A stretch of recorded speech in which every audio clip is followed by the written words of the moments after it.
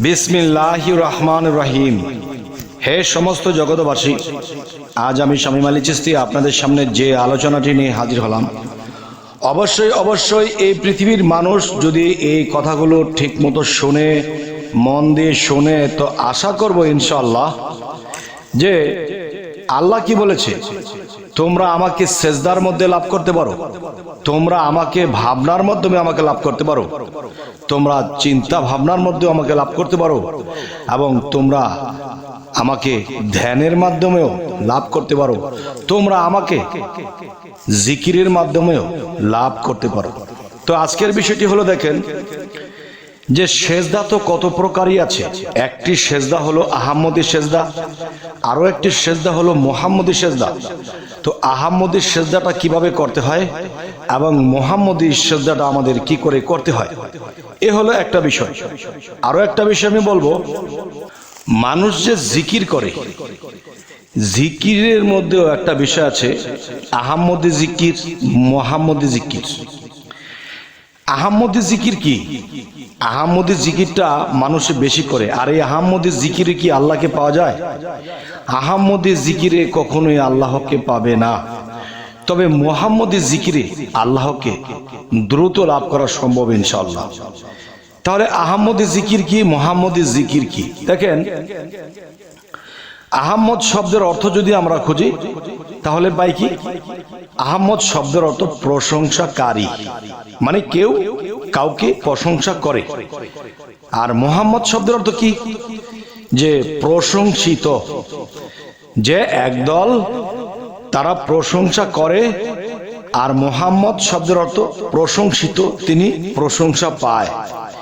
তাহলে দেখা যায় একজনে দেয়, একজনে নেয়, একজনে গুণী মানি, আরেকজনে কম একটু জানি। তবে বলবো, এই কথাখানি যদি কেউ ডোজ গিলতে পারে আর যদি বুঝতে পারে, তাহলে একটা কথা আছে না, ঘুরে ফিরে 12, ঘরে বসেই 13।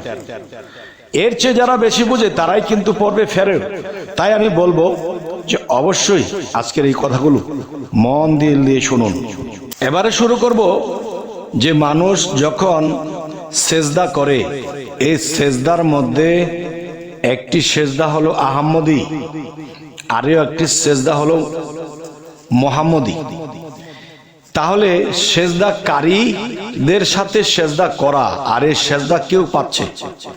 আর মুহাম্মদ শব্দের অর্থ যে প্রশংসিত, মানে সেই সেজদার অংশ তিনিও পাচ্ছে।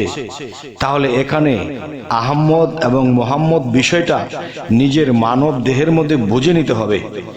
আর যদি কেউ বুঝে নিতে পারে, সেই তো খুঁজে নিতে পারে, এবং সে অবশ্যই একজন কামেল মুর্শিদের কাছে যাবে, গিয়ে এই খবর নিয়ে নেবে যে আপনার মধ্যে কোথায় আল্লাহ ফিটিং করেছে আহম্মদ, মুহাম্মদ, এবং আপনি কোন সেজদা করছেন এবং কোন সেজদা দিচ্ছেন, আর কোন সেজদাটি আপনি মুহাম্মদীর কাতারে গিয়ে আপনি সেই সম্মানটুকু পাচ্ছেন।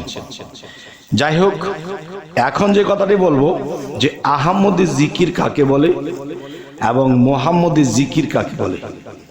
দেখেন, এক দল বলতে কি, এই দলটাই সবচেয়ে বড়, যারা মুসল্লি, যারা নামাজি, যারা মাদ্রাসায় পড়ালেখা করে, মাওলানা, কারি, তারা একটা কথা বলে থাকে কি, যে আল্লাহ আল্লাহ জিকির করো। তাহলে এখানে আমি স্পষ্ট কিছু বলার চেষ্টা করব। আল্লাহ আল্লাহ যে জিকির করবে, এখন যদি আসি যে আল্লাহ শব্দের অর্থ কি। আল আল শব্দের অর্থ আসছে আলো। আল শব্দের অর্থ যদি আলো হয়, তাহলে একটি দেখেন, আপনি যদি আপনার ঘরের মধ্যে আলোকিত কিছু জ্বালিয়ে রেখেছেন, সে আলোর দিকে তাকিয়ে আপনি বলবেন আলো আলো আলো, সে আলো কি কথা বলবে? আকাশে সূর্য ফিট করে দিয়েছে আল্লাহ, সে আলোকে যদি আমি ডাকি আলো আলো আলো, সে আলো কি আমার কি দেখা দেবে বা আমার সাথে কি সে কথা বলবে? তাহলে যারা আল্লাহ আল্লাহ জিকির করে, তা আমি বলবো যে এটা আহাম্মদী জিকির। যে জিকিরে মানুষের কাছে আল্লাহ নিরাকারেই থাকে। আর আল্লাহ কি বলেছে?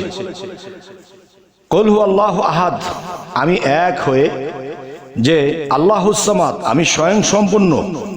আমি আল্লাহ এটি বলেছেন যে আমি স্বয়ং সম্পূর্ণ, আমার কোনো কিছুরই অভাব নেই। তাহলে আল্লাহ যদি এর কথা বলে যে আমি অভাবহীন, আমার সব কিছু আছে, তাহলে যদি বলি আল্লাহ নিরাকার, আল্লাহর আকার নেই, তাহলে বলবো কি যে আল্লাহর আকারের অভাব আছে। তা আমরা যদি বলি আল্লাহর আছে আকারের অভাব, একদিন হাসরে আপনি দিতে পারবেন না এই জবাব। আল্লাহ নিজেই বলেছে যে আমার কোনো কিছুর নাই অভাব। আর যদি আমরা অভাবগ্রস্ত বানাই, জবাব একদিন দিতে হবে, আর সেই জবাব দিতে কি আমাদের জাহান্নামে যেতে হবে।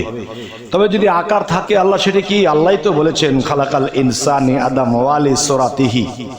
আল্লাহ কি বলেছে? আমার সুরত হইতে আমি আদম সৃষ্টি করিয়াছি, আর সেই আদমের মধ্যে আমি নিজেই বসত করে নিয়েছি। আর যে আদম নিজেকে পবিত্র করলো, সেই আদমের মধ্যে বসত করিয়া আমি জগৎকে পরিচালনা করি। সুবহানাল্লাহ। যাই হোক, সেখানে যাব না। আজকের আলোচনাটি হলো কি? আজকের মূলত আলোচনাটি হলো এটাই যে দেখেন যে আল্লাহ আল্লাহ জিকির যারা বলে, আলো আলো কেউ ভরে রাখতে পারে না ডেস্কিতে, আলো কোনোদিন কেউ ট্যাঙ্কের মধ্যে ভরে রাখতে পারবে না। তাহলে বোঝা গেল কি আল্লাহ আলো। তাহলে আলোকে ডাকলে আলো কখনোই সাড়া দেবে না। সেখানে নিরাকার বলতে কি, যার আকার নেই সেখানেই পড়ে থাকে। যদি মুহাম্মদের জিকির কেউ করে, তাহলে আল্লাহর আকার ধারণ করবে, আর আকার কথা বলবে।